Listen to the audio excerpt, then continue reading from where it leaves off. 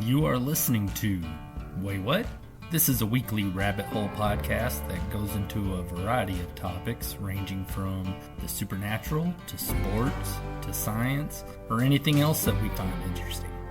We post episodes every Tuesday. We post on Spotify, Apple Podcasts, Amazon Music, and Pandora. Please follow us on any of those. If you prefer video, you can always subscribe to our YouTube channel. If you want to talk to us or keep up with any random information we decide to talk about, you can follow us on Facebook, Twitter, X, whatever it's called, under @Waywut Podcast. That does it for all the self-promotion stuff.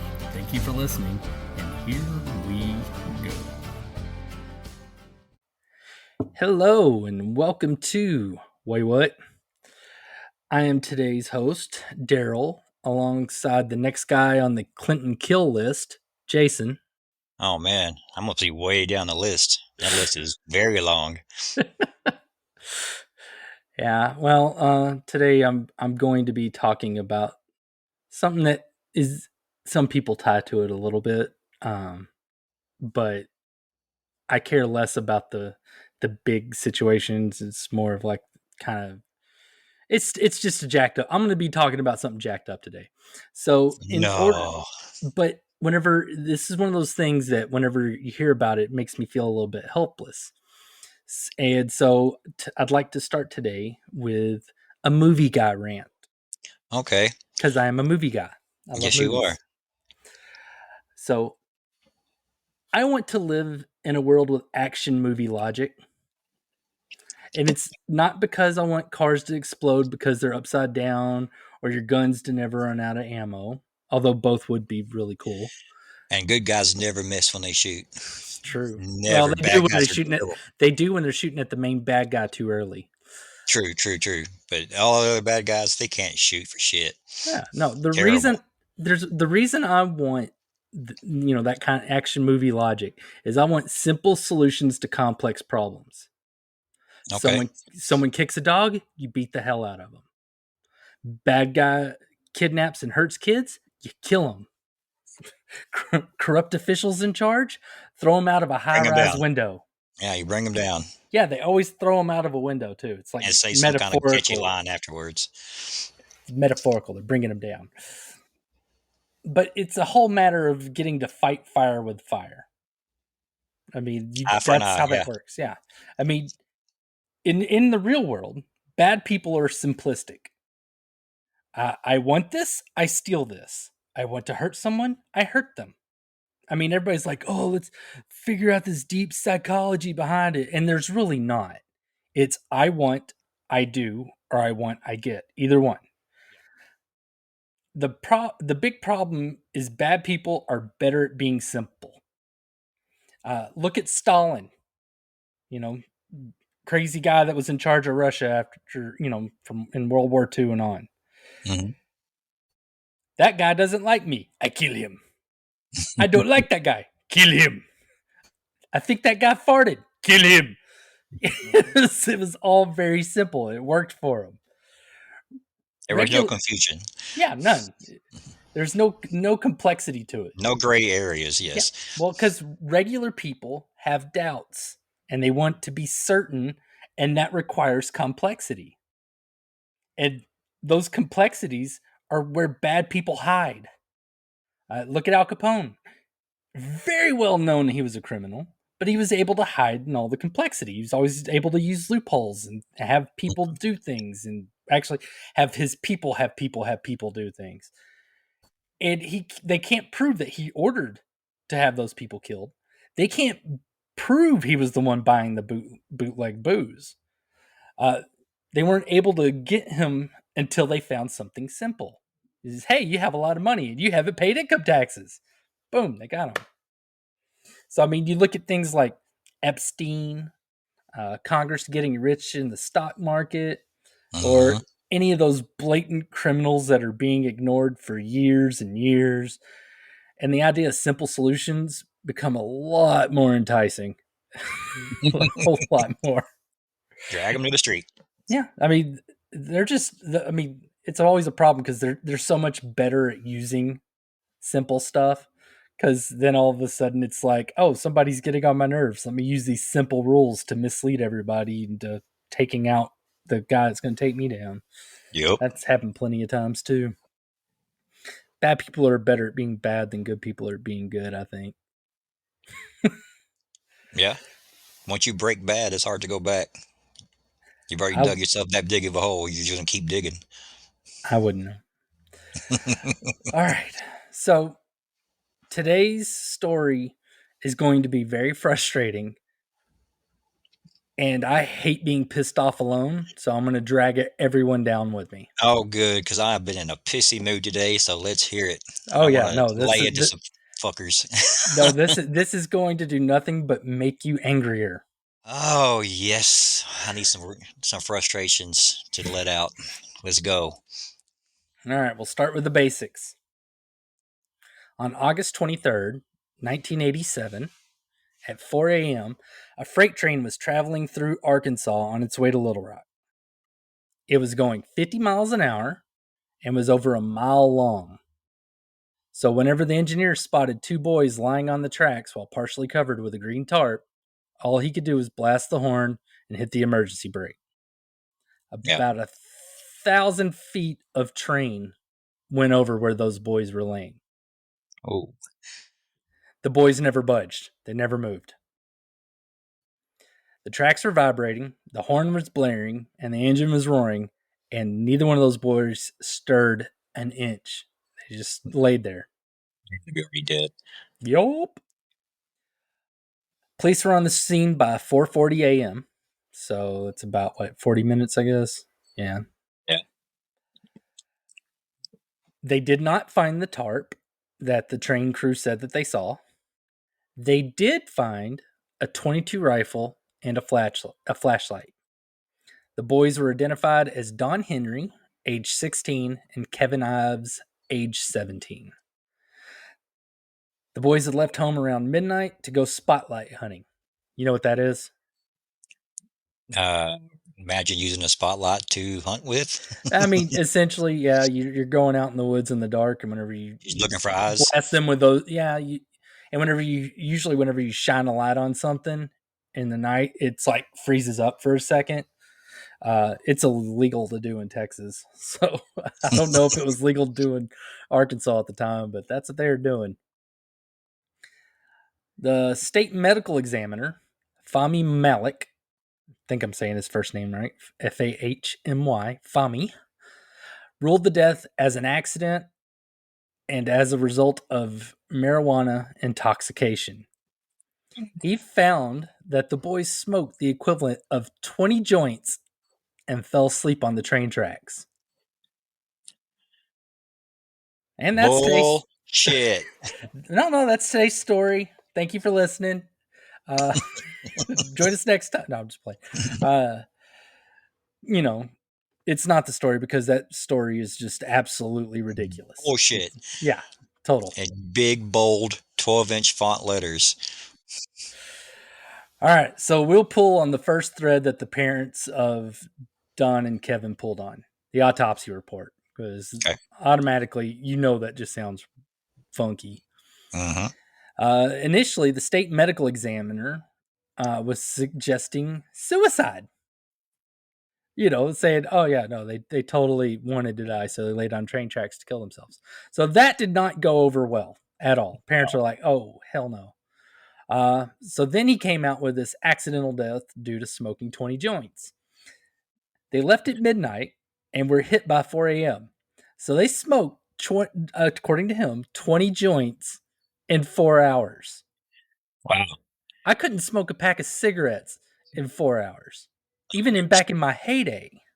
They're pretending to be a train on the train tracks. Yeah, I mean that. I mean, granted, it's 80s weed, and it's not like 21st Today's century genetic super mind-altering weed. weed. Yeah. Yeah, Yeah. but still, that's a lot of joints to smoke. So parents lawyered up and commenced to fighting the autopsy results, and eventually got a hearing with a second opinion. James Garriott from San Antonio provided the second opinion. As for the 20 joints, Garrett found that the previous toxicology report did not contain a spectrometry test. Can't even say that. Big one. But it is the most reliable test for the presence of drugs. So they didn't do that, and just that bit alone, just them sitting there saying, "Hey, you didn't do this test, right?" The one that Red actually flags. tells you this stuff. That was enough to get the cause of death changed to undetermined,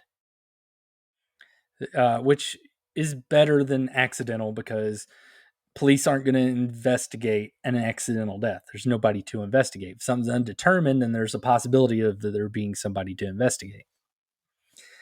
True. So then in April of 1988, they got their case in front of a grand jury.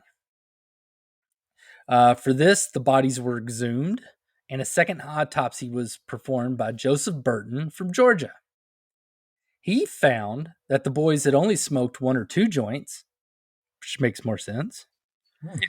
He also found a stab wound on Dan Henry's back that was substantiated by the shirt that he was wearing because it had a cut in it, and the shirt was laying on the beside the tracks and not on them.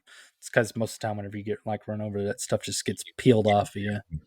Off the Yeah. He also found a piece of green material that had not been documented in the previous examination. It's suspected to be from the tarp that was never located. Pretty stuck to the bottom of the train. I'm pretty sure that they probably looked there. If they looked, I'm honest, Or just been we'll get to obliterated. a point where you'll be like, oh, they did probably find that. Uh, they had enough there to rule the boy's death as a probable homicide. So it's gone from suicide to accidental to undetermined, and now it's probable homicide. You said only one of them was stabbed in the back?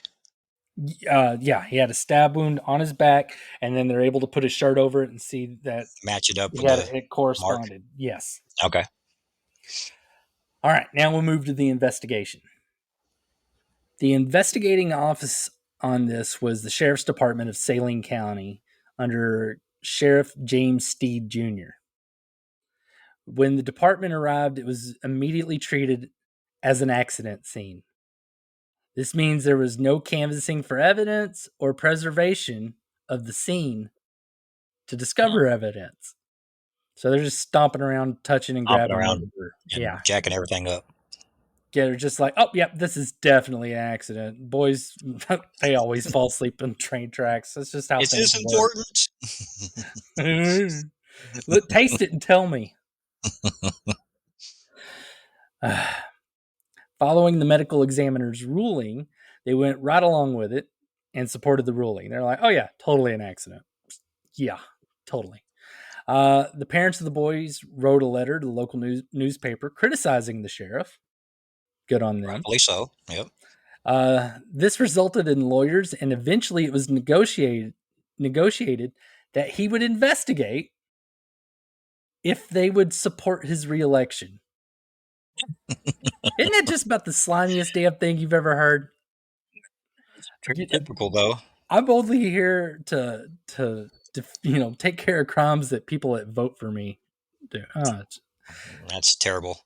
Like I said, this is something that's going to just leave you angry. At the end of it.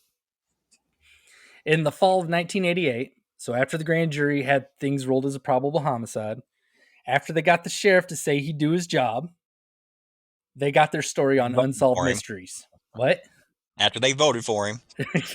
Well, yeah. Then they got their story on unsolved mysteries, which I would like to just note that as much as I loved that show as a kid, the opening to that show terrified the ever loving crap out of me. Scared the hell out of me.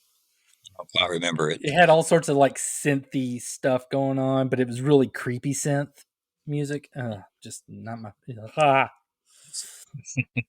So they got it on there, and it did result in a number of tips called in. Everything kind of fizzles out there, though. The FBI assisted, not decided, but were finally encouraged to assist and interviewed various people in 1994. So 6 years after that episode. So 6 years and nothing. Even though they were getting, they got a bunch of tips, called in to unsolved mysteries, nothing happened. So with the FBI, did they find anything? Almost every single thing investigated centers around one thing: drugs. Yeah, it was the 80s. Various people interviewed state that Dan Henry, one of the boys, the 16-year-old, stole some cocaine from a name redacted on the FBI report, because I read through an FBI report for this. There's plenty of Oh, cool. redactions. They redacted his name, and he got killed for it. Now, others say that they stumbled across some sort of drug shop or operation. If they have an idea, why that there's drugs, why wasn't anyone ever charged? I True. mean, How it's much like, do they? okay, there's all these Arkansas drugs. I bet you it's got to be somebody involved in Arkansas drugs. Probably. Not Yeah. many criminals are going to come to the police station and say somebody stole my drugs. No, but I think for a lot of times they have an idea of, especially if it's a big operation, which Yeah, they know the players. Yeah. this one, we're going to get to it. It was a big operation. So the drugs they stole, or the how much was the amount that they That's the stole? thing. That's just a rumor. Okay. Some say that they stole drugs. Some say that they just stumbled across like some Somewhere they shop where shouldn't they're have been. like cutting coke or something. Somewhere they shouldn't have been. Yeah. Yeah. All right. So Linda Ives, Kevin's mother, spent the entire rest of her life trying to get this thing prosecuted. And time though, uh, she even though she doesn't, it's not official. She has her version of what happened to the boys, just based on her own digging. Mother intuition. No, no, no. This lady was super active. She was digging around, and keep in mind, this is like in small town Arkansas. Um, so she states that there was a drug drop from Mena Airport. This airport has been exposed by FBI documents as a drug smuggling hub. In 1988, there was a Senate committee that asked why there wasn't anyone prosecuted. The reason was national security information would be at risk of being revealed during prosecution. Oh crap. Yeah. So this is you know how they've already kind of had it come out in recent years that the CIA was involved in the drug trade and drug cartel stuff. This is definitely one of those that, because that guy that the Tom Cruise movie was, where he was like the pilot guy, that was what that was one of his stops, was Mena Airport in Arkansas. A man named Dan Harmon and his girlfriend Charlene Wilson show up to retrieve the drugs from a drug drop in the company of a couple of law enforcement officers. They go unnamed in her account, but it's suspected that they were state troopers or from that sheriff's department. So this is still the what the according to the mom's story. Charlene waited in the car as Harmon and the officers walked the train tracks looking for the drug drop. The boys walked out of the woods and saw the men. Harmon approaches them in a threatening manner, resulting in Don Henry firing a shot from his rifle. The gunshot startled the men on the tracks, and the boys ran. The boys made it to a road where they ran into a guy named Keith Coney, who drove the boys to a grocery store called Ranchette Grocery. Witnesses state Don Henry made a phone call. If he spoke with anyone is completely unknown. Nobody knows. Two law enforcement officers, identified by witnesses as Kirk Lane and Jay Campbell, approached the boys. They grabbed the boys and a scuffle ensued. Kevin Ives attempted to grab his rifle, but one of the officers grabbed and hit Kevin with the butt of the rifle. Damn. Like cops do. Yeah. Totally just Knock them out. bash somebody in the head with a gun that, they tried to grab for. Both boys were thrown into the back of an unmarked car and driven away. A witness named Ronnie Godwin stated that he saw the car go down a dirt road that dead ends in the woods. Knowing that they would have to come back on that road, he parked behind a couple of trailers and waited because, small town people are nosy as hell. Yeah, It's well, like nothing if else you're to going to be a do. criminal, don't be a criminal in a small town. Everybody's going to know about it. Yep. Eventually, the car came back down and drove into the direction of the eventual crime scene. Where the spot on the train tracks where the boys got run over. Keith Coney, the boy that drove them to the store, took off once things got violent. He was like, "No," he left. He went to a nearby bar called Wagon Wheel, where he told people what happened. One of those people was a man named Keith McCaskill, another Keith, who left the bar to go see what was going on because small town Yeah, people that are else. Yep. nosy. Yep. Rubberneckers. Like, I'm going to go see. Cops are beating the hell out of some kids. Let's watch. I'm going to get the Let's go. popcorn. Better than last weekend. Keith McCaskill, the guy that left from the bar, is alleged to have seen the actual act of the bodies being placed on the tracks and covered with a tarp. Oh man. With so many witnesses to what happened to the, and all the way up and seeing, the people that are suspected to be involved, you're still not really, you don't see any traction off of this. Would you like to know why? I'm sure they're burying it. Maybe. Remember Don Harmon that I mentioned earlier, the guy that went to do the drug drop with his girlfriend and the two cops? Yep. He's reported to be on the tracks. He was the Saline County prosecutor involved in the investigation. He was part of the investigating group that insisted it was a suicide or accident.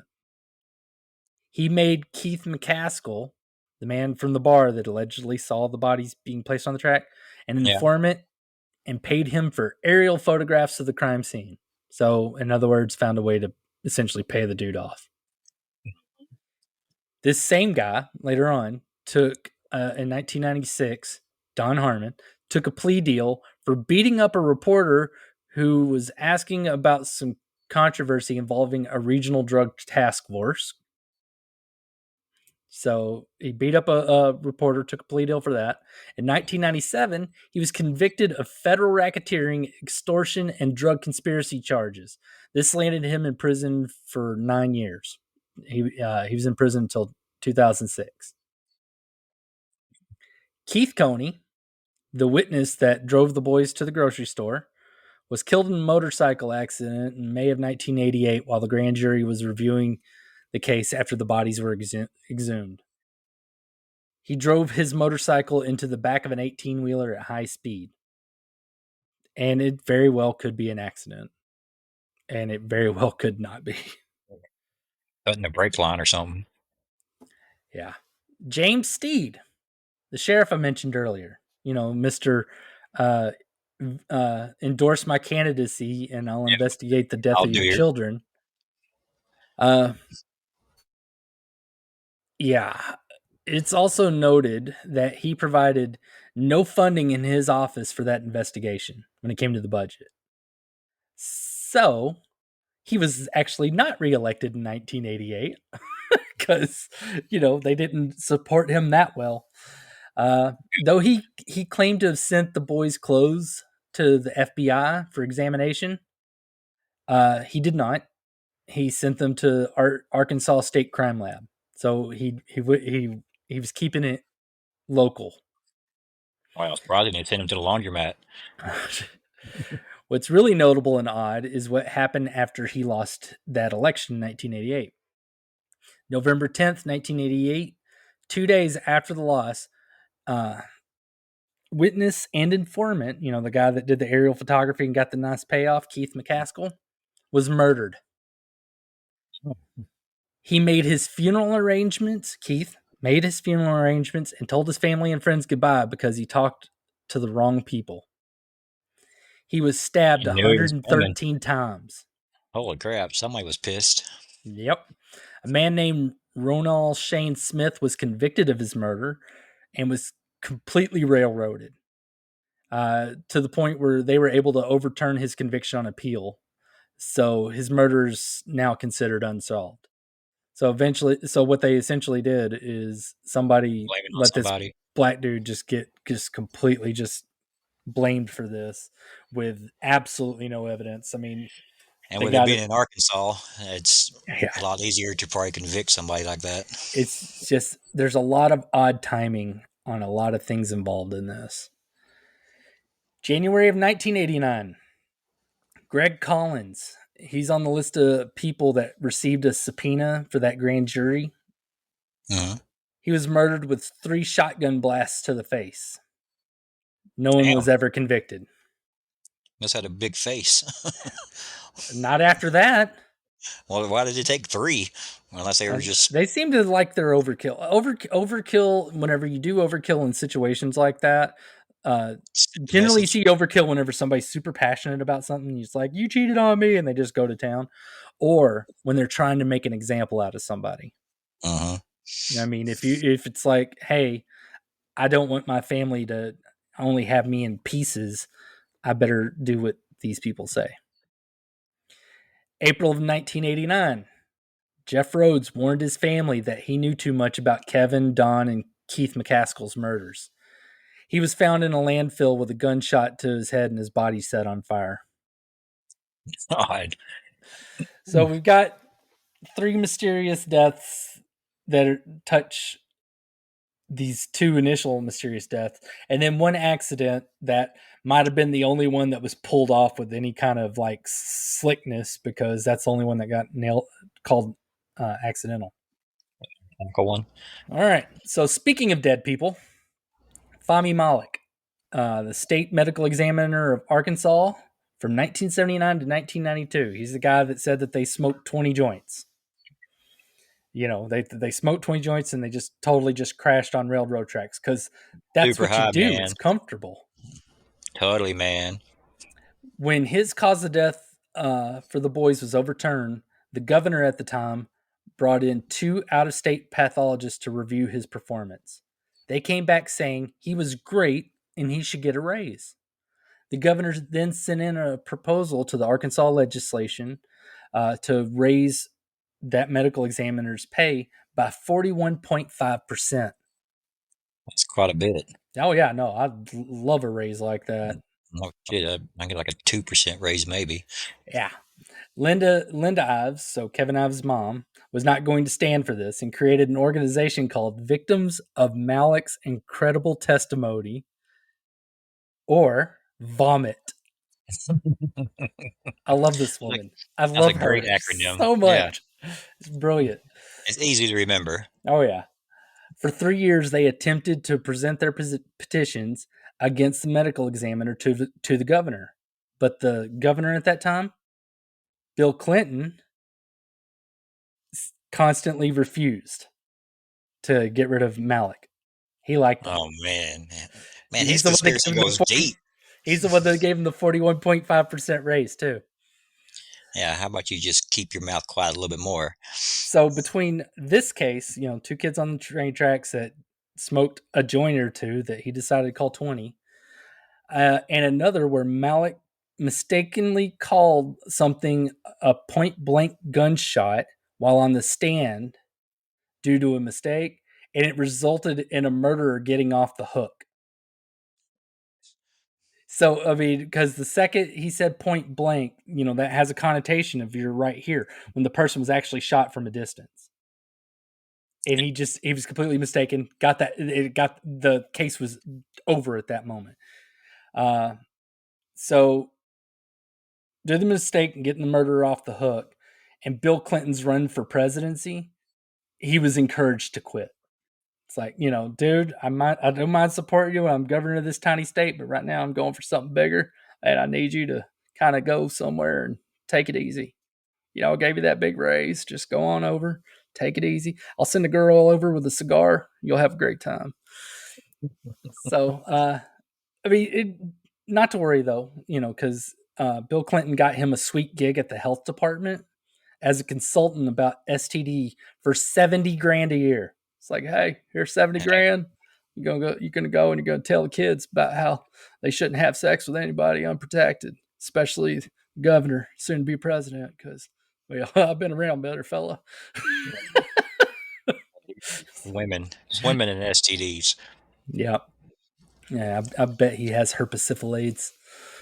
all of it. Absolutely. It just burns every day. Okay, so let's just bring I've put out a ton of info. Let's go ahead and just kind of mush it all together, get it nice cliff It's noted. tied up in a bow. Yeah. The people in charge of this investigation seemingly to have various levels of involvement. Harmon, the prosecutor, alleged to have been there at the actual train tracks. Kirk Lane, the state police officer, identified by two witnesses as the one who hit Kevin Ives with a rifle. We got him. John Cole, the judge that appointed Harmon as the investigator for the grand jury. He's got some ties in with this. Then we got Jay Campbell, the other state police officer identified by the two witnesses. He went on to become the police chief of a place called Lonoke, Lonoke, Lonoke. You can't call Lonoke here is Lone space OAK, but maybe they just can't spell good in Arkansas. I could say that we don't have any listeners there yet. Shout out to the well, if you have a VPN and you're routing it through Europe, please stop. It makes us feel like we're international. But if you're actually somebody in Europe listening to us, thank you so much. Yeah. Anyways, Don't say. all right. So Lone Oak is where he became police chief. There he was convicted of running a criminal enterprise along with 22 other charges involving drugs and burglary. Don't worry though, because the criminal enterprise conviction was overturned by the Arkansas State Supreme Court. So they're like, "Oh, no, no. Hey, he's cool. He's good." Then we have Richard Garrett, the attorney that worked with Harmon on the investigation and the recipient of the Unsolved Mysteries tip line. That instead of leads resulted in threats to any of the callers whose tips seemed to hit a little too close. It's very odd.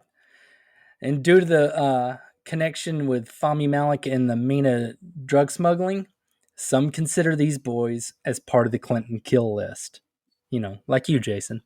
About that. Yes. They're on the list with Yes. you. So it runs deep. Yeah. Hopefully, like I said, I'm way down the list. I got some time left. They're Their pretty arg- efficient. their argument on this is that, Fahmy Malik was someone close to that Clinton protected his whole time in office in Arkansas. It is speculated by some that the Clintons were profiting from the Mena drug smuggling, which would make sense. Yeah. The governor, they get a little taste. But I would like to note that I don't think that the Clintons had anything to do with this. So please don't hurt me. I'm just reporting what I read. I didn't vote for them. Well, we weren't old enough to vote back then. For Hillary. Yeah. So this this case is super odd and peculiar. It's got lots of witnesses, blatantly corrupt investigators. It's been written about extensively. Like there are books and tons of podcasts, tons of like documentaries, videos, stuff like that. Nothing has been done at all. Surprised I ain't been a movie. Yeah, no, well, hey there, fella. I'm gonna need you to shut that movie down. There's way better things you do. If you put that movie out, my wife is gonna kick my ass, and I just can't have that, man. This ass has a lot of other things to do. I don't even have that really cool island to fly to anymore. uh, uh, I just really, this is one of those things that kind of, there's unfortunately way too many tales of things along this where it just shows how protected some people are compared to regular people. Oh Uh, yeah. I mean, it's one of those things where, where people try to sit there and say, oh, well, we're divided on this, that, and, they're black, I'm white, he's gay, I'm straight, whatever the case may be. Whenever the real division here is like who has money and power and who does not. Yeah. Because that's That's the how it's always divide. been. Yeah. That's how it's always been. Yeah. So that's, I mean, essentially, this is the end of this story. I mean, you've got all these people that, either had their fingers into this or it really looked like it because they were involved with those other people that had their fingers in it. And receive And big benefits. yeah, it's just, not it's not a fun story. I mean, it's one thing I hate about this is like I know I dropped a lot of names and stuff like that, but the thing is it doesn't matter because there's nothing's going to happen to them. A lot of the people that were involved in this are already dead and gone, anyways. I mean, it's just over, and there's a couple of kids that got killed because the wrong place, wrong time, or they just tangled with the wrong people or whatever. But still, the ones that did So it the whole got away with crux it. of this all, the whole synopsis of this all is two kids basically stumbled into a place where they shouldn't have been and saw something they shouldn't have been, and thus the cover up began. Yeah. Wow. I mean, there's a moral to this story that I can do. Avoid the elite. Moral? Yeah, Oh yeah. avoid the elite because you won't win or get rich. You're gonna lose. Yeah. Your other option is you get rich, get evil, and you'll always win. Fight fire with Because fire, like you said earlier. Yeah. rich evil people always win. I mean, well, because we don't have action movie logic. Yeah, Well, where average Joe can bring them down. yeah, I don't know. I know which one of those I'd prefer. So I just want to say that, if I ever win the lottery, God help you all. Ah, all right. Well, do you have any questions? Anything you'd like to add? So I don't want to rush you No, off. that's funny that you touched on that Clinton kill list because I've come across that as well in my research. Yeah, there's some of those that I'm like, come on, that's a stretch. And then there's some of those I'm like, huh, that's They totally did suspicious. it. Yeah. That's odd. Okay. Well, unless Jason crosses paths with Trump or Biden and mysteriously vanishes, join us next time whenever he'll tell us about some stuff that'll make us say, Waywut. So, Jason, be careful and don't run into those people. I won't. All right. All right. Well, bye, everybody. Later. Thank you for listening to Waywut. We really appreciate it. Remember that we post episodes every Tuesday and would love for you to rate us on Spotify, Apple Podcasts, Amazon Music, or Pandora. If you are watching us on YouTube, throw us a comment, subscribe, and do all the other things that YouTube likes for you to do. You can stalk us on Facebook and X/Twitter with the handle Waywut Podcast. Once again, thank you for hanging out with us for a little bit, and join us next time when we'll get you to say, Wait, what?